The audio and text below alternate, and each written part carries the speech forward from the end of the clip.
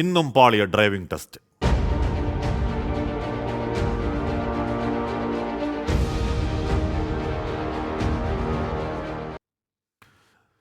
Driving test പരിഷ്കരണത്തിനെതിരായ സംയുക്ത സമരസമിതിയുടെ പ്രതിഷേധത്തിൽ ഇന്നും സംസ്ഥാനത്ത് ഡ്രൈവിംഗ് ടെസ്റ്റ് മുടക്കാം. പരിഷ്കരണം റദ്ദാക്കും വരെ ടെസ്റ്റ് ബഹിഷ്കരണത്തിൽ നിന്ന് പിന്നോട്ടില്ല എന്ന നിലപാടിൽ ഉറച്ചു നിൽക്കുന്നു സംയുക്ത സമരസമിതി.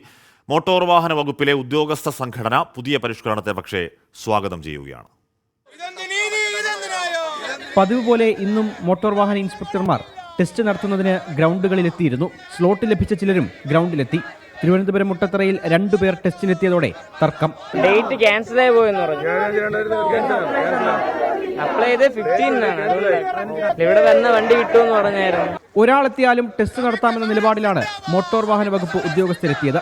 പക്ഷേ പ്രതിഷേധം കടുത്തതോടെ ഉദ്യോഗസ്ഥർ മടങ്ങി. പുതിയ പരിഷ്കാരം പിൻവലിക്കും വരെ ബഹിഷ്കരണം തുടരുമെന്ന് സംയുക്ത സമരസമിതി. ടെസ്റ്റ് നടത്തത്തില്ല. ഇവിടെ ഒരു കുഞ്ഞുങ്ങളും ടെസ്റ്റിംഗ് ഗ്രൗണ്ടിനകത്തോട്ട് കയറത്തില്ല. അതിനെങ്കിൽ ഞങ്ങളെ കൊന്നിട്ട് ഇവർ കയറണം. കൊച്ചിയിൽ ഡ്രൈവിംഗ് സ്കൂൾ ഉടമകൾ കഞ്ഞിവെച്ച് പ്രതിഷേധിച്ചു.